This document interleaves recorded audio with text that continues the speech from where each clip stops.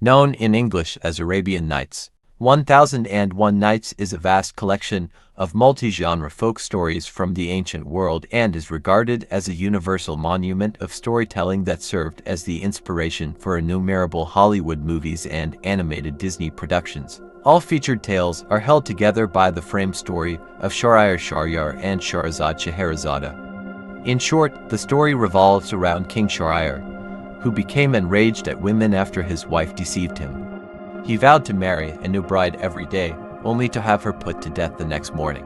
As time passes and there are no more suitable brides in the country, Shahrazad, the vizier's daughter, decides to wed the king in an ingenious plot to save herself and others by employing her storytelling skills. She tells the king a new narrative every night, but she doesn't tell him the conclusion until the next night, so he spares her life till the following day to find out. After 1001 Nights, Shahryar's mistrust is finally allayed when he makes the decision to always have Queen Shahrazad at his side. On the official blog of the Library of Congress, the greatest library in the world, Arab world specialist Mohamed Salih writes that the stories of unknown authorship and period combine the magical, the mystical, and the mythical, with the real and the historical. Many of them have since achieved independent fame, such as Sindbad, Ali Baba, and Aladdin, which we shall discuss in more detail. After being added by French scholar Antoine Galland in the 18th century after hearing it from Syrian storyteller Hannah Diab with the tales of Ali Baba and Sindbad, Aladdin, despite not being included in the original text, became the most well-known story from 1001 Nights. The original Arabian folklore story, which has shot to fame thanks to its famous Disney adaptations, tells the story of an orphaned young man named Aladdin who is trapped in a magic cave with the magic ring that the sorcerer lent him still on his finger after he is tricked by him into stealing an oil lamp from the cave. Desperately rubbing his hands, he unintentionally lets loose a genie that aids in his journey back to his mother. A second genie, endowed with limitless abilities to grant the lamp holder's every wish, emerges as she cleans up the lamp in preparation to sell it to pay for food. Thanks to the genie's abilities, Aladdin gains wealth and prestige and marries Princess Bedrulbudur, the Sultan's daughter played by Jasmine in Disney's Aladdin. The genie even builds the newlyweds a magnificent palace that is even more magnificent than the Sultan's. The evil sorcerer, who is jealous of Aladdin's good fortune, returns to take the lamp by tricking the princess, who is still ignorant of its capabilities, into trading it in for a new one.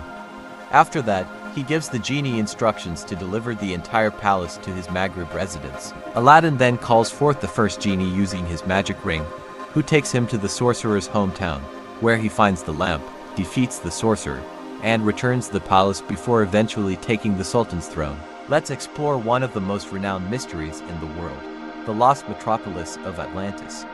Although the myth of Atlantis has long been known to people all across the world, Arabia has its own version of the lost city, known as Atlantis of the Sands, which still causes controversy among academics today.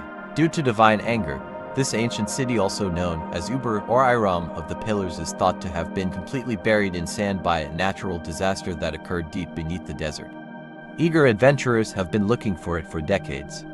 One such explorer is the British archaeologist T. Lawrence of Arabia, who came up with the popular moniker Atlantis of the Sands. However, using images from the Space Shuttle Challenger, a group of NASA researchers found evidence of an ancient city beneath the sands of the Shisar Oasis in southern Oman in 1992.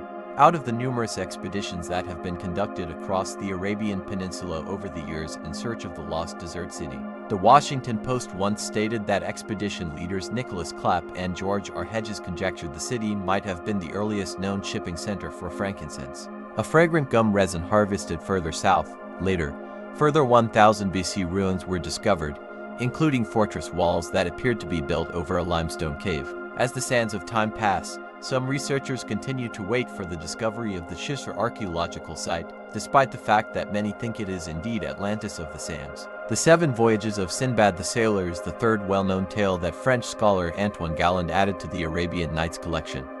The narrative opens in Baghdad with a poor guy named Sindbad the porter sitting on a bench overlooking the home of a wealthy merchant and complaining to God about how unjust life is. He is accidentally overheard by Sindbad the Sailor, a merchant, who extends an invitation to him. When he learns that they have the same name, he tells him about the 7 amazing journeys that led to the creation of his wealth. He visits an island on his first journey, where the monarch gives him lavish presents in exchange for saving his horse. After making money by selling his gifts, he returns to Baghdad as a wealthy man. He then sets out on a second journey, this time becoming affixed to the leg of a legendary bird that takes him to the Diamond Valley, which makes him wealthier when he returns to his hometown. Sea monsters kidnap him and his shipmates on the route to his third voyage, but they are able to blind them and set sail for another island where they find goods they believed were lost at sea. Sindbad is taken to a kingdom at the beginning of his fourth journey after escaping terrible cannibals. There, he marries a lovely woman, but when she unexpectedly passes away, he robs the grave and flees to avoid being buried with her in accordance with island customs. He arrives at the city of the apes on his fifth expedition. He brings more wealth home after teaching them how to harvest and sell fruits. On his subsequent journey, he survives a shipwreck and is brought to a rural ruler, who sends him back to Basra with an abundance of expensive presents. On his seventh and final journey, Sindbad marries the daughter of a good-hearted island monarch and eventually returns to Baghdad to live with her. No one can dispute the historic significance of this renowned warrior queen, despite the fact that her ancestry is the subject of several stories.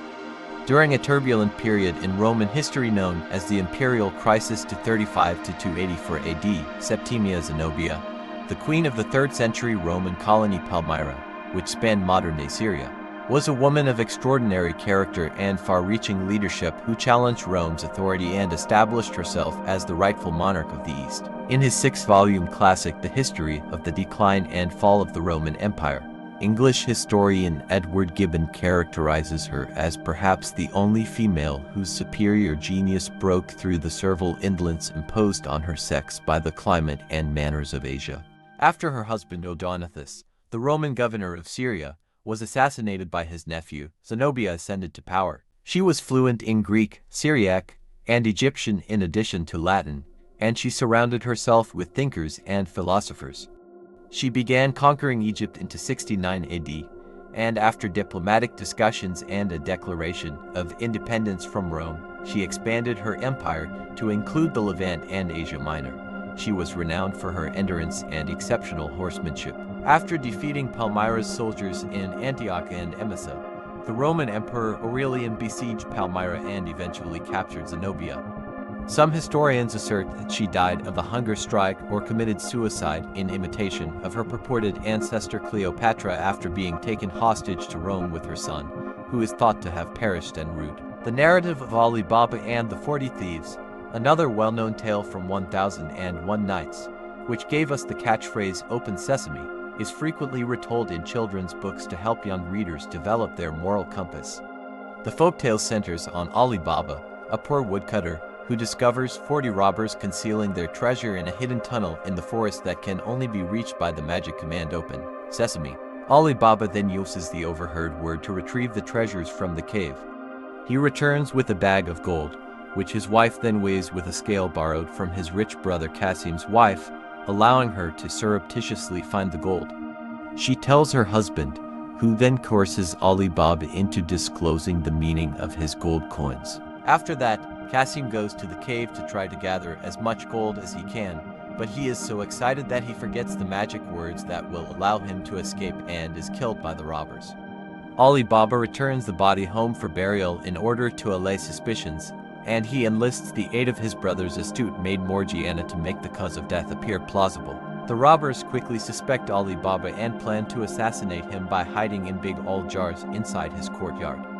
Morgiana exposes them by dousing them in hot oil, which kills them.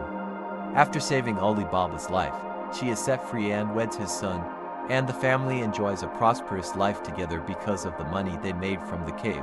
Zarqa al-Yamama, another renowned Arabian woman, was renowned for her unmatched intuition and keen vision, which were allegedly further heightened by darkness.